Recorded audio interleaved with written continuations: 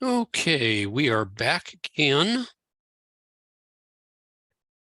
doing our monthly thing, and we're actually doing a presentation that's a former presentation. It's been given before. In fact, I give it just about once a year. You're a new consultant, now what? And it's interesting, every time I do this, I have to go through all the slides and double check because things change. And you'll notice today I'll be using the new Help Center helper learning area because it's being changed. The help center's being changed a little bit to make it more like all the others. So we're going to talk a little bit about what do you do if you've been called as a consultant. And we just want to welcome you to your calling if we have any newbies here. And of course, all of us are learners of this calling. No matter how long we've had it, there's always something new to learn. But we're going to try to talk a little bit tonight about really getting started in some of the basic things that we actually all need to know and understand anyway. So we'll talk a little bit about the family history ward structure, the way your ward is supposed to be organized, the duties of a consultant, and where you can get support. Those will be the three main thought threads that we use tonight as we go through this. Okay, so what is your role? Well, Ward, Temple, and Family History Consultants serve under the direction of the Ward, Temple, and Family History leader, if there is one, or a member of the Elders Quorum Presidency. And of course, if you're in a branch, then it would be a little bit different. But in most cases, this is the structure that we function under here in Central California with our generally big sized wards and having plenty of people. We have all the structure in place.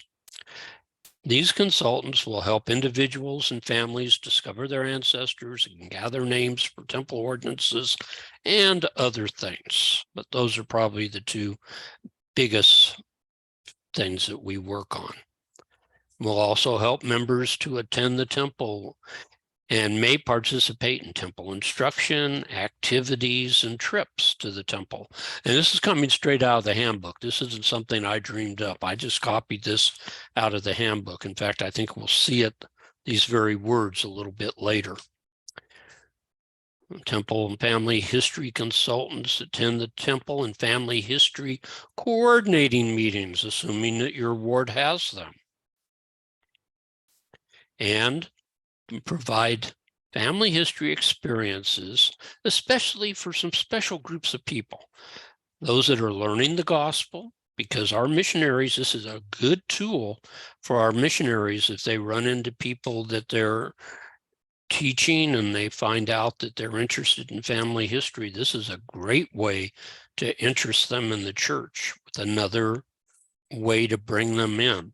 So people that are learning the gospel, new and returning members, it's a great reactivation tool, and children and youth that are preparing to receive a limited use recommend. So these are the people you might work with. And you might serve in the Family History Center if you're assigned to it. Not all consultants do that. Okay, this is the ward family history organization as it was presented at families at Roots Tech. And it is a structure. This one is the one that's designed as the standard pattern for a large size ward, for a regular size ward. They have different plans for like branches and things like that. The bishop is the one in the ward that holds the keys for family history. He assigns the Elders Quorum president the main responsibility of seeing that family history occurs within the ward. And the Elders Quorum president in turn should be assigning out that responsibility to one of his counselors who is formally over family history.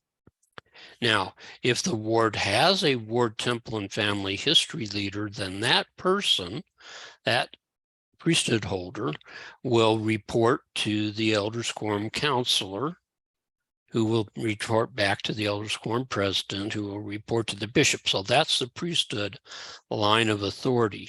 That ward temple and family history leader is the person who is responsible for what happens with the consultants, with the ward temple and family history consultants. And rather than use that long name, I'll usually just call you consultants, just to make it simpler. Okay, so the consultants work with that family temple and family history leader. Now, not all wards actually have a ward temple and family history leader, though they're getting better at it.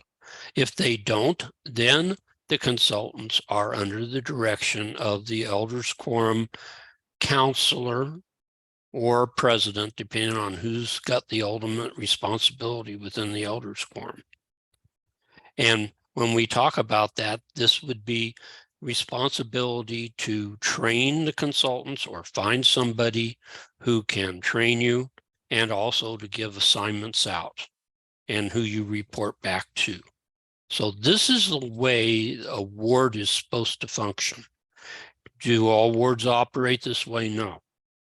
Sometimes the leaders need some nudges, and the consultants would be the good people to give that nudge, knowing that they can show the bishopric the way it's supposed to happen, and hopefully encourage them to set things up to function this way, because this is the way the Lord would like to see our wards function. Okay, so your job is to help patrons to what? Because sometimes we need to be able to focus in on this, and so there's a little redundancy, but they're usually worded a little different. So our job's to help our patrons to discover who their family is and help the patron to get to really know their relatives, both the living and the dead, not just the dead, but the living and the dead. And to help our patrons gather the living and the dead through temple ordinances and activities to bring the living closer to a better understanding of their ancestors. A lot of us, it's interesting, they just really know very little about our ancestry. And really, that's our ancestry, and that's our life. It's where we came from. It makes a difference to people once they understand what their family went through, whether they were LDS or not. And to help our members connect their living relatives and their dead through bonds of love through the generations. So this is what we're really after, is trying to help people discover, gather, and connect their family. And we do that through all kinds of different activities. We tend to focus on the taking of the names to the temple, but that's only a part of the story. Okay, what qualities make a good consultant? You know, I've been one for a long time. I've worked with consultants for a long time. And these are the things that I've decided are the qualities of a good consultant. One is somebody that wants to magnify their calling. This is a calling, I promise you, that you will make of it what you want to make of it. It is very easy to sit back and do nothing. It really is. And so if you want to be successful in this calling, you've got to want to. You've got to want to magnify this calling, and there's different ways to magnify it. You'll be teaching people one-on-one, so you've got to get over any fears you might have of teaching, because you're going to find it's easy. It's not that hard to work with people one-on-one. The big fear is, well, I can't answer their questions, and you just teach them that, hey, if I can't answer, we'll go find out what the answer is. But a lot of what you'll be doing is working with people one-on-one, so you need to be in a teaching mode. You need to realize that you are a teacher. That's what you really are. And you're going to need to be willing to learn some new skills. That's for all of us. I can't tell you how many things I've learned, and I've learned them because I've been a consultant. But this is one of the things that's a blessing for us, is that we're able then to learn these skills. They will benefit you as a person, and they'll benefit your patrons as you work with them. But you need to have an open mind to learning new things, learning how the website works when they make changes and things like that. And that's why we try to show you all this. Okay, support from your state consultants. Need to throw this in because sometimes people get put into a position where it doesn't appear that anybody really wants to help them. They're called. The structure of the system isn't really working very good within the ward. Maybe they are not getting much help and things like that. So your ward, temple, and family history leader is the person that should be giving you help. But of course, if you don't have one in the ward, and maybe the elders quorum doesn't even know how this works, you're kind of up a creek. So at least in our stake, this is the Fresno North stake, the stake presidency is given the stake, temple, and family history consultants. That's generally the people we used to call the directors of the Family History Center. Of course, they're not family history centers anymore. They're family search centers, and they're not directors anymore. They're state consultants with the responsibility of the family search center. But they have given us the responsibility of helping to train the consultants within our stake. And that's where these classes are coming from. This is an offshoot of that direction that our stake presidency gave us several years ago to be a stopgap for any people that don't have a way to get good training in the ward level. We're not taking that away from the ward level. We're just trying to support the ward. So what we provide specifically is a monthly lesson. We call it the First Wednesday lesson, which is for all consultants at any level. It's usually at a little deeper level than for beginners, but it's applicable to everybody. It's just that we try to appeal to the whole crowd for sure. And then the other type of lessons are our monthly lessons that are geared to, especially to new consultants like this one here. Okay, and those are our third Wednesday lessons. And then, of course, we, at least in West Stake, the state consultants are all very happy. If you want help, if you call us, we'll be happy to meet with you and do whatever we can as state consultants to help train you if you're having trouble finding a way to get trained within the ward.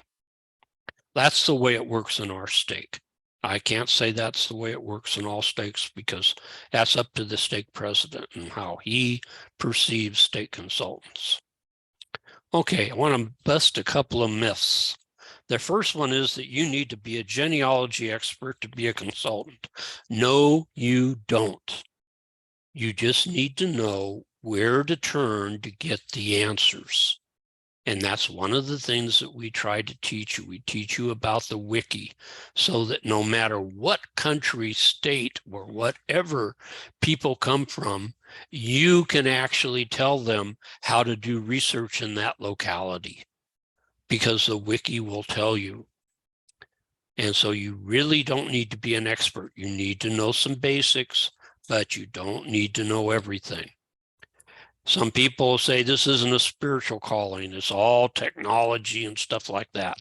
Let me tell you, if there's a spiritual calling in the church, this ranks up there with any other calling in the church that you would consider a spiritual calling. They're all spiritual, but you will be closer to the other side of the veil in this calling than just about anything short of working in the temple. Of course, if you're working in the temple, you're going to probably be closer to the veil. But this gets you right up there too. And you're going to see the Spirit giving you direction and helping you be able to give answers that you would have never thought of if you will take this as a spiritual calling and approach it that way, prayerfully and in tune with the Spirit, because you'll be guided every step of the way.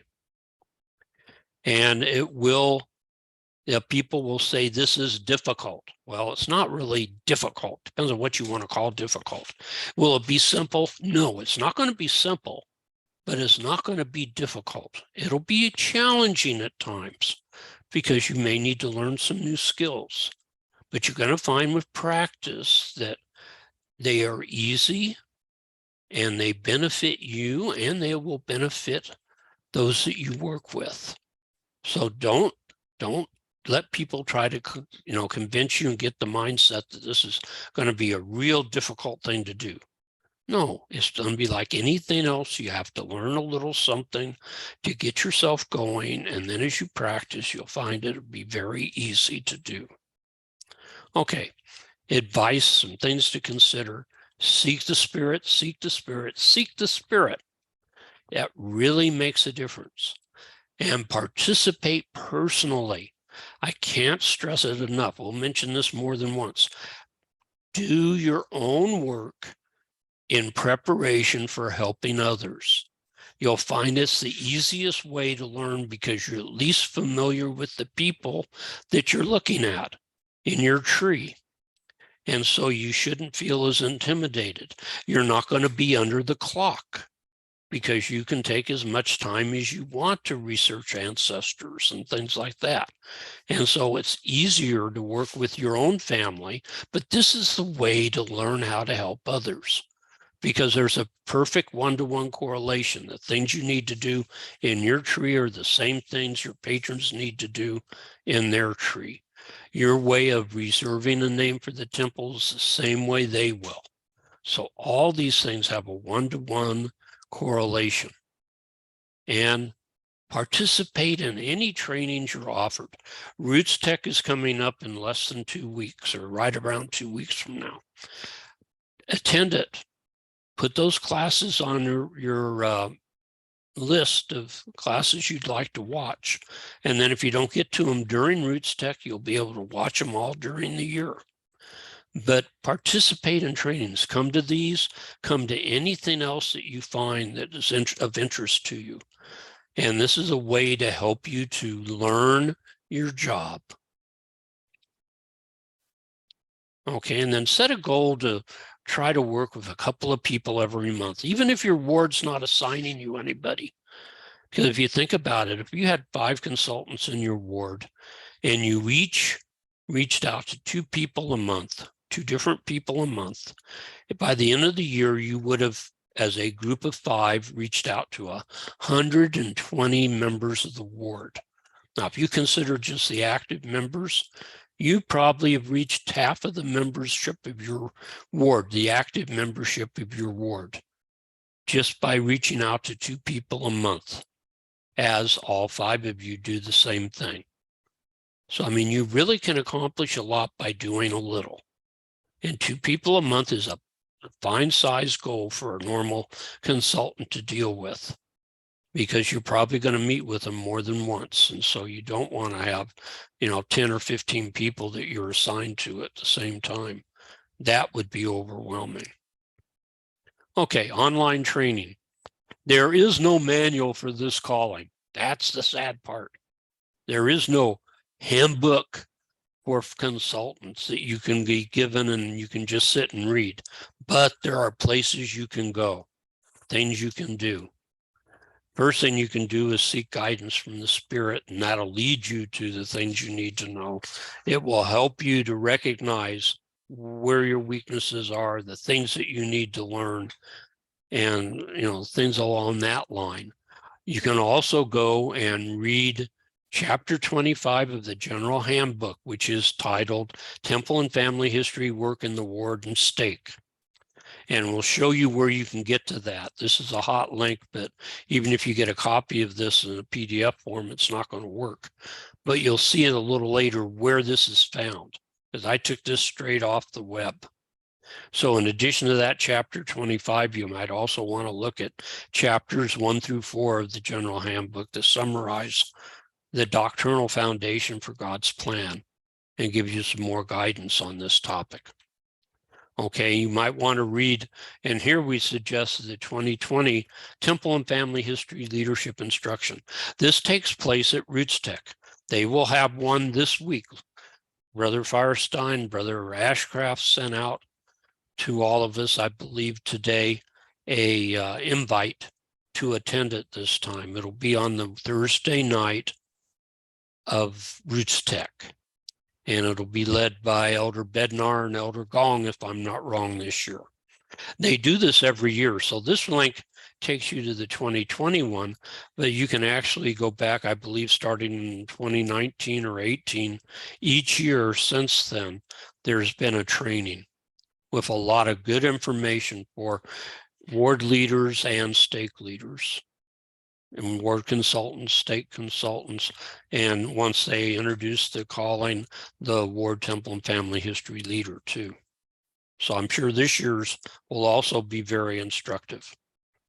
Okay, so where can we go to find a lot of good help? Well, one place to go is helper resources. And so to find that on the Family Search webpage, what you do is you go to where the question mark is, that's help, okay, with a symbol, and then go down to helper resources. This has been developed specifically for consultants or others that are providing help in family history. When you get to that page, it'll look something like this on the left-hand side, and the right-hand side's a place where you can sign up to help people, but we're just going to look at resources for me to learn my calling. And the top part of this page has some links. Be careful, they sometimes don't look significant, but where it says see all articles, that's a hot link. Anything in blue is a hot link that will take you to pages of things. Recent articles will take you to the Family Search blog that has dozens of articles. Matter of fact, it has literally hundreds of articles on family history. And it's a blog, so the most recent ones are at the top. You'll see them first, and as you scroll down, then you go back in time. There's also a What's New section down here, What's New at Family Search. And that will give you articles describing the features that change, some of the features that change, and it'll also tell you what's new in the way of resources, what new groups of records have they put out this week, things like that. There's a section called Family Search Community. And at that link, you go over to a Facebook-like community that Family Search runs as part of FamilySearch.org, where you have groups for different locations in the world, research groups for different locations where you can ask for help in doing research in a certain place, and also message boards for topics like family tree, the temple, and things along that line, memories, so that you can get help with those issues. This is where they'd really like us to go rather than calling Family Search like we've done in the past. And then the last one up there is Easy Invitations, which is a link that hadn't worked for a long time, but I've noticed that it just now works. It's a place where you can go, and if you click on a member of the ward who's listed there, you will get a link you can email to them that will give them some hints about hints that they can attach in their tree, or people that might be available for temple work, or other discovery things that they might be able to find out. And these are all geared to their account. So if they click on that link, they go to their account, sign in, and then the information is populated for them. Okay, at the bottom of that page, there are other list of links. We're going to talk in a minute about temple and family history callings, but I just wanted to show you an example of one of the others. We'll be talking about using the planner as part of our resources for being a consultant and preparing and giving a lesson. So what I want to do is just show you what happens if you click on that for training. You get a whole series of little short 5 to 7 minute presentations that all cover the planner and how to use it. I'll give you a presentation that talks about it. You can go back to here and you can see all the different kinds of things that have been taught to people going to RootsTech. This is why you want to go to RootsTech. All kinds of cool things like that are there. Okay, so what do they have for us as new consultants to help us with Temple and Family History callings? Well, when you click on that, you get two options. You can click and find out what a leader needs to do, because information for leaders is there, and for consultants, there's a link there. If you click on consultants, it'll take you to a page that says my calling as a Temple and Family History consultant. And there's some links about getting started, what should I focus on, who do I work with, and resources. And I just want to show you as an informational thing, the getting started section. Okay, so we'll click on that. And here we go. And you will see that this looks very familiar because I took it word for word and put it on an earlier slide. And these links are all hot links.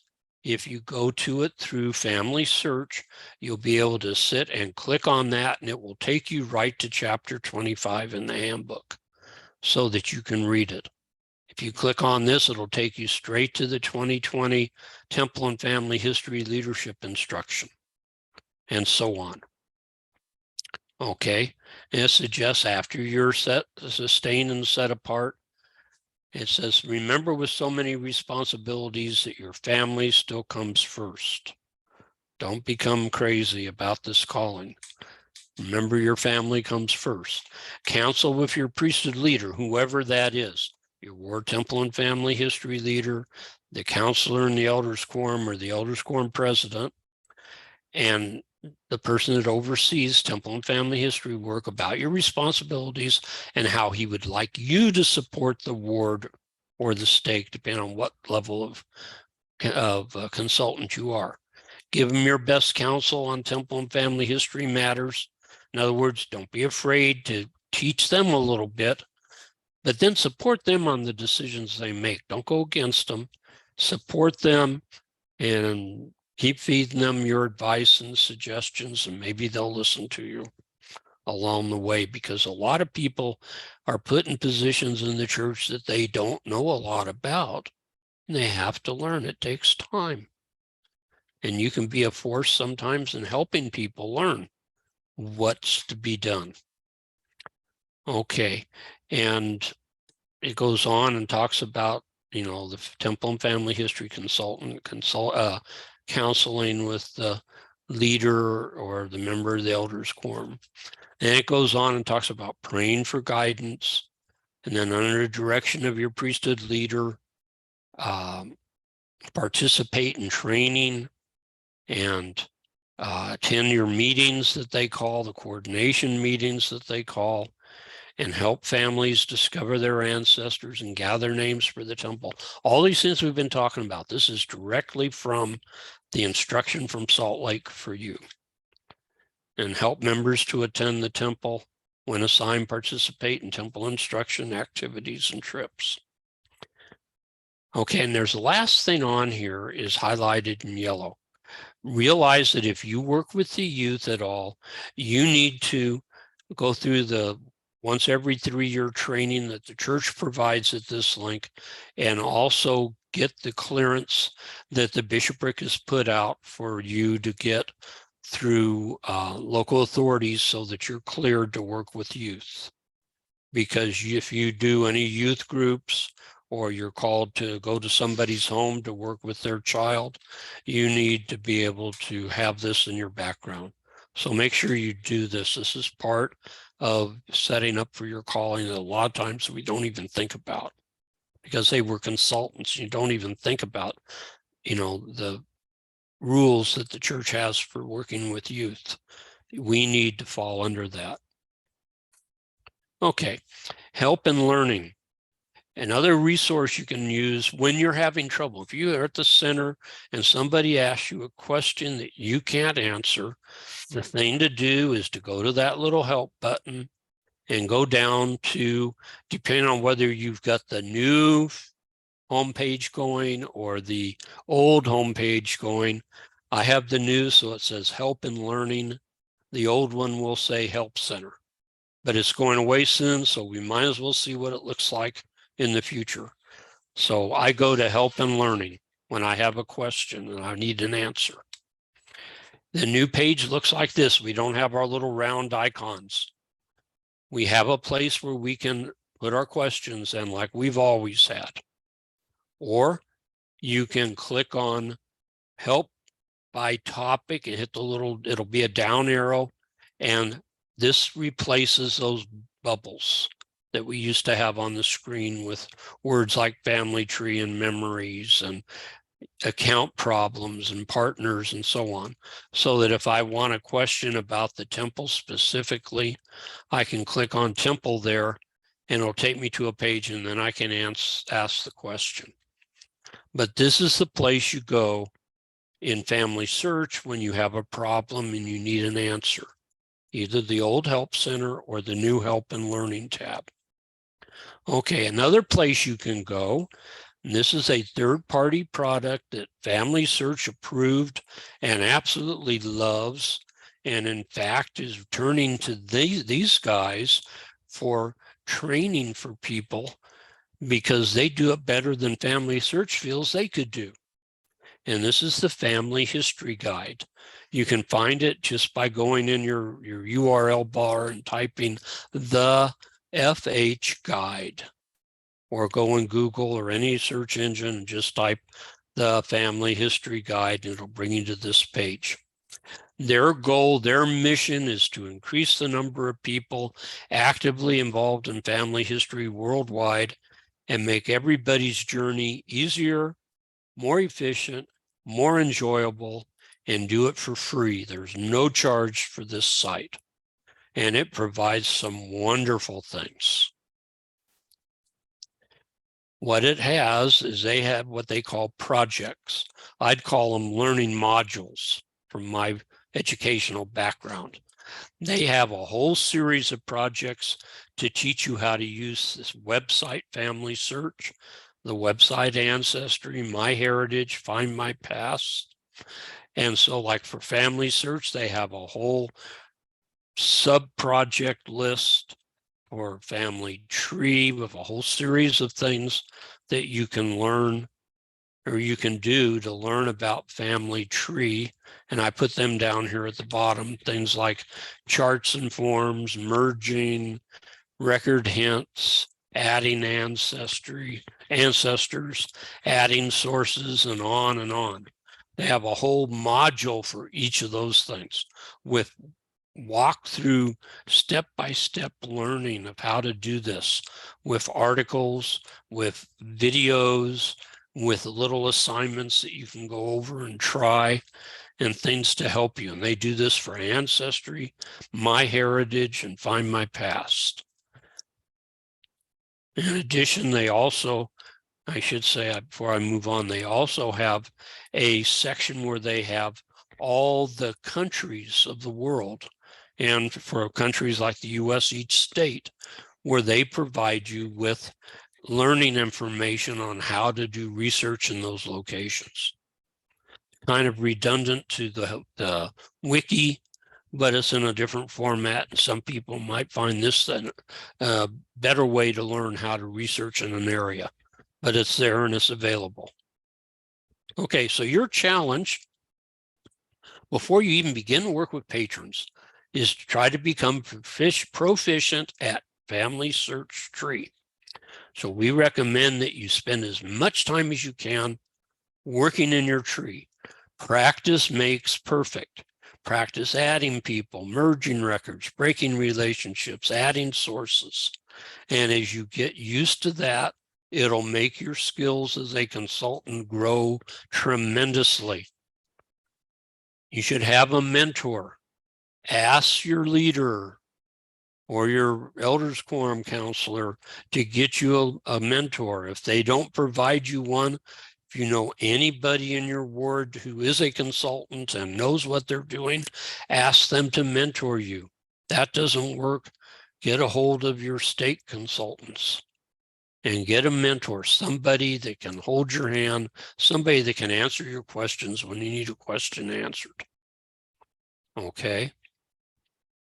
And spend some time each day, or as often as you can, on these learning sites. You'd be surprised if you can spend 5 minutes or 10, 20 minutes a day, how much you can accomplish over time. And then take advantage of all the training you can get. Okay. We really hope these lessons will help you as a Temple and Family History consultant. They're designed to help you in two ways. One's to inform you so that you have information about what you can do.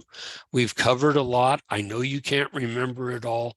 You're going to get the video for this class in an email this evening. You'll also receive a link to see these slides in PDF form so that you can read them over, look at them at your leisure. We want you to be informed. And then secondly, we are hoping that through this, you'll be able to assist patrons with their family history efforts as you learn through doing your own. And we'll provide these lessons twice a month for almost the entire year. Please take advantage of them. They're for your benefit. Okay, questions.